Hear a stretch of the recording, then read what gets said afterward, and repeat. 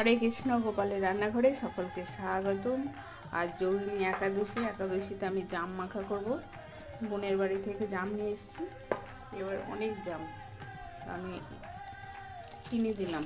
এখানে বড় চামচের 1 চামচ চিনি, আর এখানে সন্দক লবণ দিলাম 1 চামচ, আর একটু গোলমরিচের গুঁড়ো দিলাম, আর কিছু দেবো না। এবার এটা মাখিয়ে নেব। প্রচুর আয়রন আছে,